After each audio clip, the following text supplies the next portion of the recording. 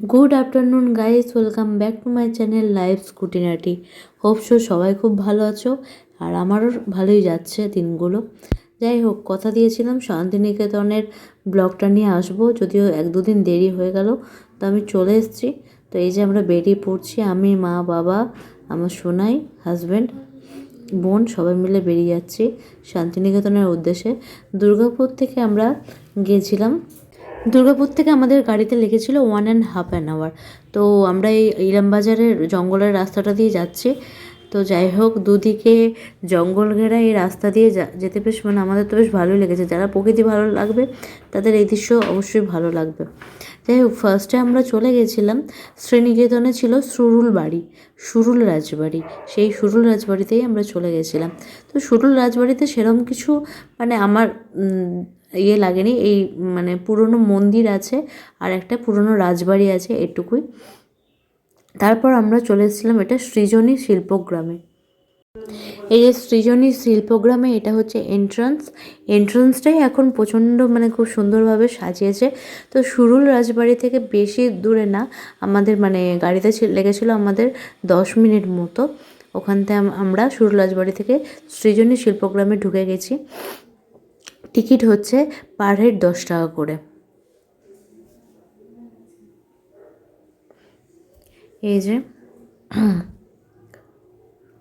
এখানে সৃজনী শিল্পগ্রামে দেখার মধ্যে মেন হচ্ছে যেটা, সৃজনী শিল্পগ্রামে হচ্ছে বাংলা, বিহার, উড়িষ্যা, আসাম, ত্রিপুরা, আন্দামান, মেনলি ইস্টের যে ইয়েগুলো আছে, ইন্ডিয়ার যে ইস্ট যে সমস্ত স্টেটগুলো আছে, সেই সমস্ত স্টেটের যে স্পেশালিটি কী, বাংলার কি মাটির জিনিসপত্র, আন্দামানে কি জারোয়া থাকে, জারোয়াদের কীভাবে কী মাছ ধরা, এই সমস্ত আর কি, কুটির শিল্প যেটা, সেই কুটির শিল্পের ওপর ইন্ডিয়ার এই স্টেটগুলো, পূর্ব দিকের স্টেটে যে সমস্ত তাদের যে স্পেশালিটি, তাদের যে শিল্পকলা, সেই সমস্ত নিয়ে আর কি এই সৃজনী শিল্পগ্রামে করা আছে।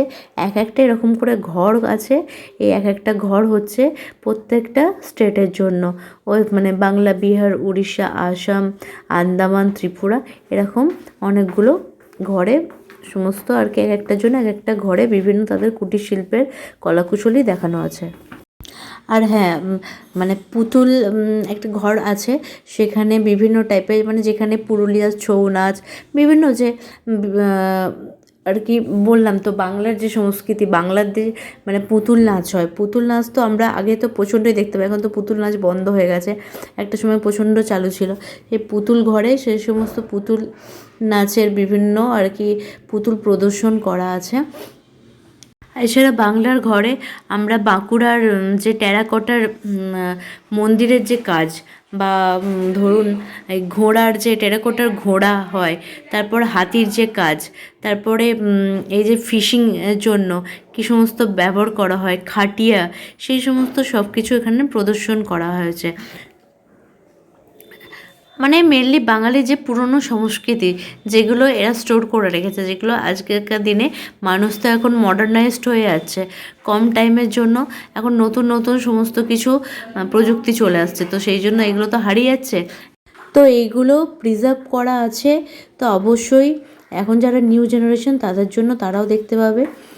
যাই হোক, এই ঘরটা আর এই যে স্কাল্পচারগুলো, এখানে উড়িষ্যার সমস্ত কিছু সংস্কৃতি প্রিজার্ভ করা আছে।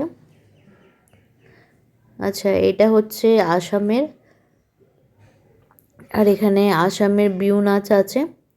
এই যে কাঁচের মধ্যে বিহু নাচের প্রদর্শন করা আছে, বিহু নাচছে। এছাড়া এটা ছিল ত্রিপুরা, এরপরে আছে আন্দামান। এই যে জারোয়াদের ফিশিং জন্য যে সমস্ত ব্যবহার করা হয়।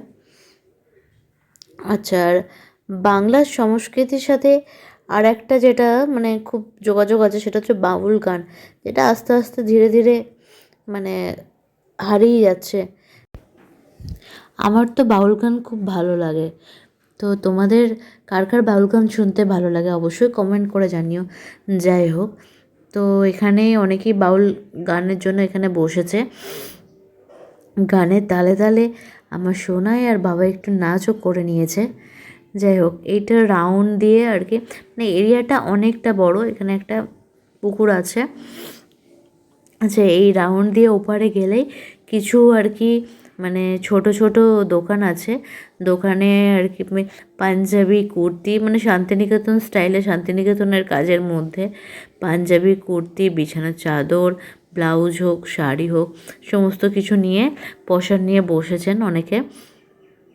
আচ্ছা, এটা পেরোলেই একটা আমরা ঢেকিও আছে। আর এই যে এখান দিয়ে উপরে যাচ্ছে, এখানে আন্দামানের সমস্ত তথ্যচিত্র প্রদর্শন করা আছে।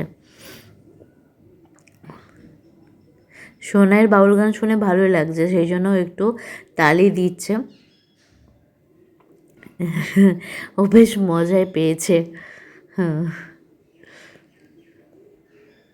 তো আমাদের বাউল গান শোনা হয়ে যাওয়ার পর আমরা ওই সাইডটাতে গেছিলাম, একদম পুরো পুকুরের উল্টো পাড়ে।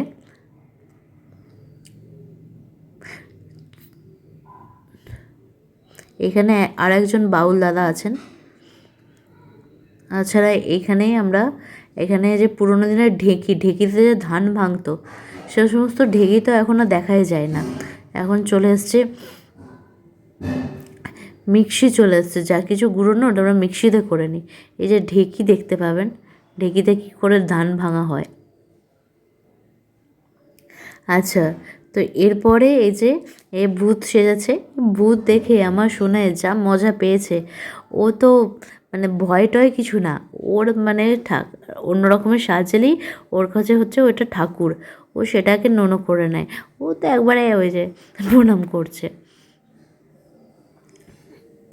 আর এটা মানে এটা একদম উল্টো দিকে। এই এখনও এটার মানে আরও ডেকোরেটিভ করছে, আরও সুন্দর করার চেষ্টা করছে। এছাড়া ওখানে ভেতরে তো সাঁওতালি নাচও হচ্ছিল। যাই হোক, আমরা খোয়ার হাটে সাঁওতালি নাচের এটা তুলেছি। এরপরে শুধু তো ঘুরলে হবে না, পেটটা তো একদম চুচি করছিল, প্রচুর খিদে পেয়ে গেছিলো। তো আমরা এখানে চলে এসেছিলাম শান্তিনিকেতন রেসিডেন্সির হেঁসেল ঘরে। এখানে খাবার যেরকম রিজনেবল প্রাইস, সেরকম হচ্ছে এখানকার টেস্ট। আমরা ভেজ আইটেম নিয়েছিলাম 5টা, আর হচ্ছে 2টো চিকেন নিয়ে নিয়েছিলাম। ভেজ আইটেমের প্রাইস ছিল 140 করে। এর মধ্যে ভেজ আইটেমের মধ্যে ছিল ভাত, ডাল, আর পোস্ত ছিল, পটল আলুর তরকারি ছিল, একটা আলুর চিপস ছিল, এছাড়া ছিল হচ্ছে চাটনি, পাঁপড়, রসগোল্লা, আর চিকেন নিয়ে নিয়েছিলাম। মানে স্বাদে গন্ধে জাস্ট অতুলনীয় যাকে বলে। নিচে একটা চিলড্রেন পার্ক মতো করা আছে, চাইলে তোমরা খাওয়ার পরে ওখানে একটু রেস্টও নিতে পারো আর ঘুরতেও পারো। এরপরে আমরা ডিয়ার পার্কে গেছিলাম। ডিয়ার পার্কে ডিয়ার ছাড়া কিছু মানে বার্ডস আছে, সেরকম কিছু নেই, বল্লভপুর স্যাংচুয়ারি। এরপর আমরা খোয়াইয়ের হাটে চলে এসেছিলাম। তো খোয়াইয়ের হাটে মানে সেরকমভাবে ভিডিও বানাতে পারিনি, লিটারালি এত ভিড়, প্রচুর ভিড় ছিল। তো খোয়াইয়ের হাটে আমরা কিছু জিনিস কিনেছিলাম। আর এখানে শান্তিনিকেতনের কুর্তি, পাঞ্জাবি, বিছানার চাদর, তারপরে মানে সমস্ত কিছু আর কি আইটেম, ঘরের সাজানোরও আইটেম, সমস্ত কিছু তোমরা পেয়ে যাবে মানে খুবই রিজনেবল প্রাইসে, আর খুব সুন্দর সুন্দর। আর রবীন্দ্রনাথের কিছু স্মৃতিরও কিছু তোমরা নিতে পারো। প্রচণ্ড ভিড়ের জন্য আমরা সেরকম কিছু কিনে উঠতে পারিনি। তো যা কিনেছি তোমাদের সাথে অবশ্যই শেয়ার করবো। আজকের মতো ব্লগটা এখানেই শেষ করলাম। বাই।